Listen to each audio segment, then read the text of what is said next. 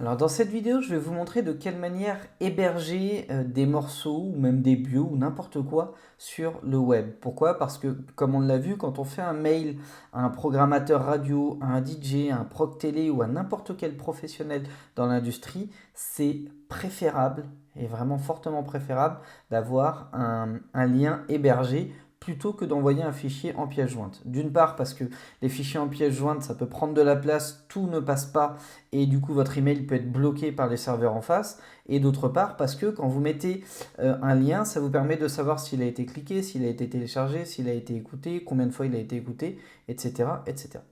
Donc moi j'utilise plusieurs méthodes en fonction des gens à qui j'envoie des trucs. La première c'est dans l'Earnybox. Donc pour tous ceux qui utiliseront l'Earnybox pour leur promo, vous avez dans ce petit menu là média, un dossier média, et vous allez pouvoir uploader à peu près tout ce que vous voulez. Vous cliquez sur envoyer ici et vous allez pouvoir uploader par exemple des MP3, des photos, des trucs, voilà. Et quand vous avez votre MP3 qui est connecté, donc là notamment ça c'est un podcast audio, je clique sur info, j'ai un lien et ce lien là je vais pouvoir l'envoyer. Et comme il est très long et moche et que maintenant vous le savez, on peut aller dans Bitly, on va faire un lien court, pof, shorten, et j'ai un lien que je vais pouvoir envoyer. Et les gens, quand ils vont cliquer dessus, ils vont pouvoir accéder à cette page-là où ils ont l'audio qui va pouvoir démarrer tranquillement.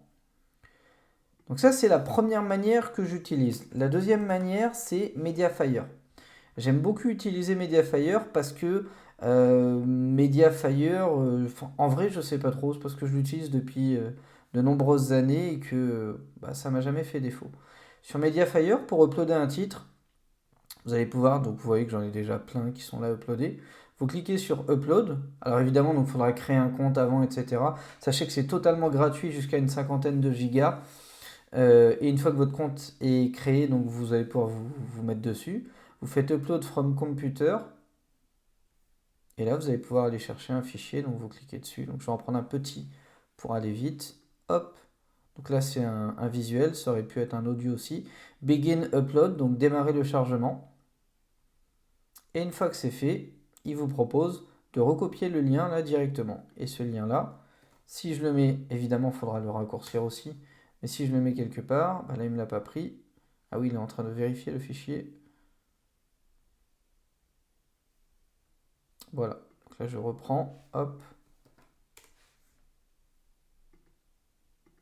D'accord. Je peux pas. Hop. Donc là, je recopie le lien. Je le remets. Voilà. Et là, ça fonctionne.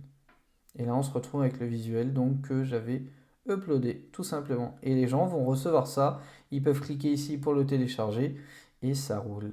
Et quand vous n'êtes pas sur votre compte, ça ressemble plutôt à ça. Voilà.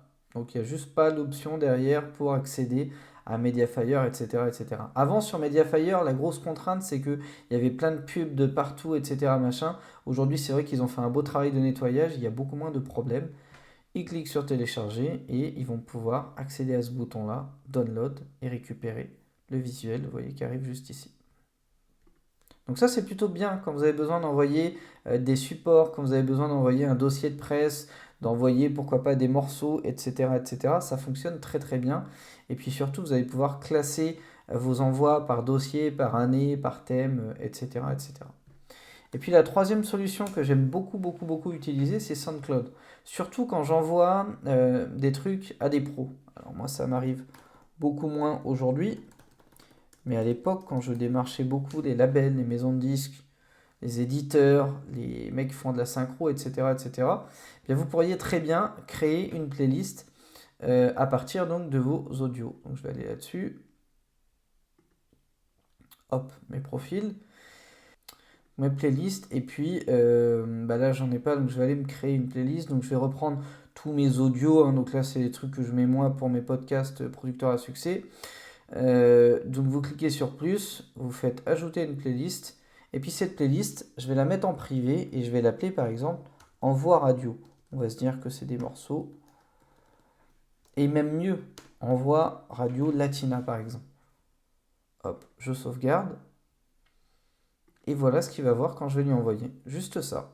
Et si jamais j'ai envie d'ajouter des titres à la playlist, eh bien je vais pouvoir le faire non pas ici, mais directement depuis mes morceaux. Et par exemple, je vais prendre voilà celui-ci. Je vais l'aimer, tiens, au passage. Je vais l'ajouter, hop, à envoi playlist Latina. Cette playlist-là, encore une fois, je vais créer un short link. Et c'est exactement ça que je vais envoyer au programmateur de Radio Latina pour lui faire écouter mes titres. Et voilà ce que lui va voir quand je vais lui envoyer. Et donc lui, il va tomber là-dessus et il va pouvoir voir les morceaux, par exemple Radio Edit, Club Extended, Remix 1, Remix 2, Remix 3, etc., etc. Si jamais il écoute le titre, eh bien ça me permettra moi de savoir qu'il l'a écouté. Pourquoi? Parce que si jamais le lien est vraiment privé, que les titres sont vraiment privés, normalement ils seront à zéro écoute ici. Donc à partir du moment où le programmateur va tendre l'oreille pour l'écouter, je serai au moins à une, deux, trois, pourquoi pas même 5 écoutes. Ça me permettra de savoir s'il me raconte des histoires, des pipeaux quand il me dit qu'il l'a écouté, ou si vraiment il a pu prendre le temps d'écouter, quoique j'en serai jamais certain. Mais en tout cas, ça fonctionne relativement bien. Ça vous permet aussi de personnaliser un petit peu en mettant votre logo, votre truc. C'est toujours plus sexy à écouter quand c'est un peu design. Et voilà, ça fonctionne très bien. Donc voilà comment vous pourriez créer des liens à envoyer dans vos emails de promo, de campagne, etc., etc., pour que certains professionnels puissent écouter votre musique. À vous de jouer!